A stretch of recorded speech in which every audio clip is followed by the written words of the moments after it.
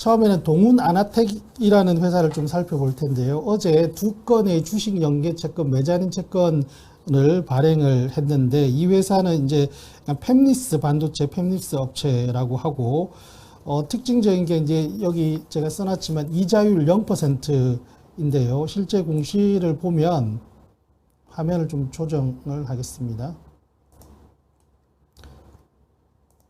공시를 보면 신주 인스코프 사채 50억 원어치를 발행을 하는데 표면이자 만기이자가 전부 다 0입니다. 만기가 2027년 그러니까 지금으로부터 5년 뒤에 5년 만기인데 그러니까 이 신주 인스코프 사채도 채권인데 이 채권을 사가는 투자자들이 5년 동안 이자를 안 받고 어떻게 보면 돈 50억 원을 빌려준다는 얘기죠.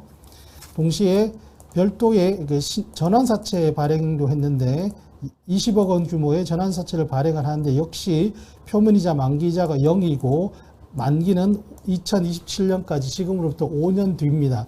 역시 이 전환사채를 사가는 투자자들도 5년 동안 이자 한 푼을 안 받고 그 돈을 빌려준다는 얘기입니다. 이렇게 되는 경우에는 이런 신주인스코프 사채나 전환사채를 사가는 투자자들이 자선사업가가 아니기 때문에 다른 어떤 목적이 있겠죠. 그게 바로 신주인수권이 붙어있는 채권을 사무로 해서 나중에 주가가 올랐을 때 회사의 새로운 주식을 발행해달라고 요구할 수 있는 권리 또는 전환사채, 주식으로 전환할 수 있는 권리가 붙은 사채를 인수함으로 해서 나중에 주가가 올랐을 때 주식으로 채권을 주식으로 바꿀 수 있는 그런 기대감을 가지고 하는 겁니다. 그래서 보통 이렇게 이자율 0%의 주식 연계 채권이 발행이 될 때는 이 회사에 이런 채권에 투자하고 있는 투자자들 어떤 회사들인지 볼까요? 대체적으로 이렇게 주로 이거는 또 펀드입니다. 예, 메자닌 펀드, 사모투자 신탁, 전문 투자자.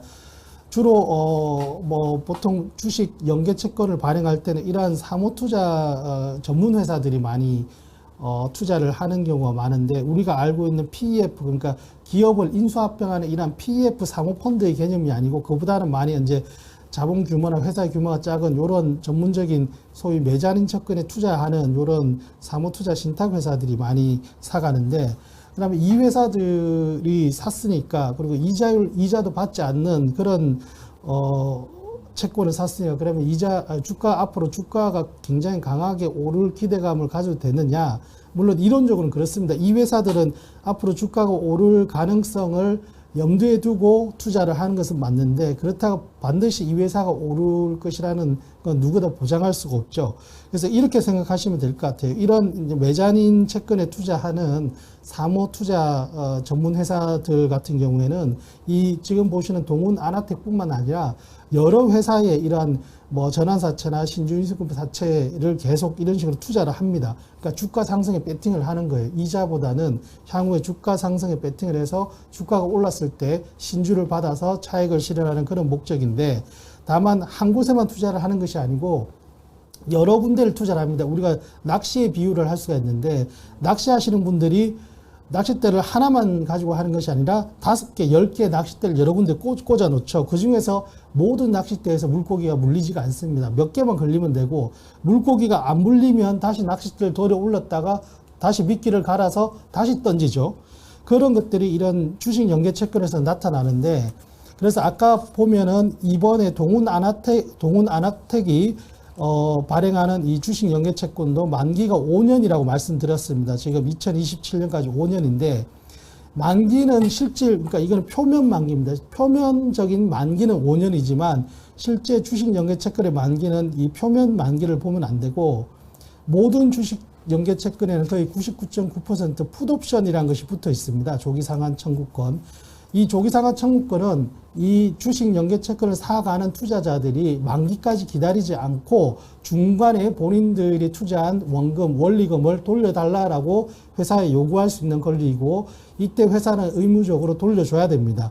그러니까 투자자의 의지에 따라서 만기를 당길 수 있는 권리가 풋옵션이라고 보시면 되는데 보시면 사채 발행일로부터 2년, 그러니까 아까 표면 만기는 5년이지만 실제 이 풋옵션 행사는 2년 뒤에, 그러니까 2024년 7월에 행사할 수 있다는 거죠. 그러면 이 사채의 실질 만기는 2년인 겁니다.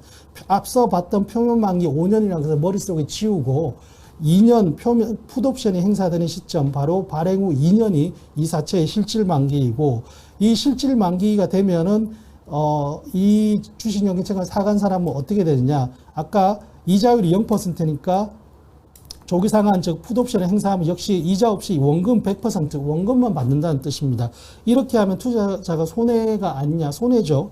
일단 2년 동안 그냥 이자율 0%로 돈을 빌려준 거니까. 다만 아까 말씀드렸듯이 여러 개의 낚싯대를 꽂아놓고 그중에 한두 개가 물리면 주가가 올라서 주식으로 바꿔서 차익을 실현하고, 나머지 생각만큼 되지 않으면 만기까지 기다리지 않고 중간에 풋옵션을 행사해서 다시 그 낚시로 따지면 낚싯대를 들어 올려서 미끼를 갈아서 새로운 곳에 낚싯대를 던지는 거죠. 이 사람들도 조기상환 풋옵션을 행사해서 원금을 회수한 뒤에 다른 데 또 투자를 하고, 뭐 이런 흐름이다. 그래서 다시 정리해드리면 이런 주식연계채권의 만기는, 표면 만기는 중요하지 않다. 풋옵션 시점이 바로 실질적인 만기고, 최근에 그래서 보면 이거는 지금 발행을 한 것이지만 과거 한 2년, 1년, 2년 전에 발행한 주식연계 채권들이 지금 풋옵션 시점이 오면서 이 원리금을 회사가 이제 투자자들에게 돌려줘야 되는 경우가 요즘 또 많이 발생하고 있습니다. 왜냐하면 지금 주가가 안 오르고 있잖아요. 시장이 안 좋기 때문에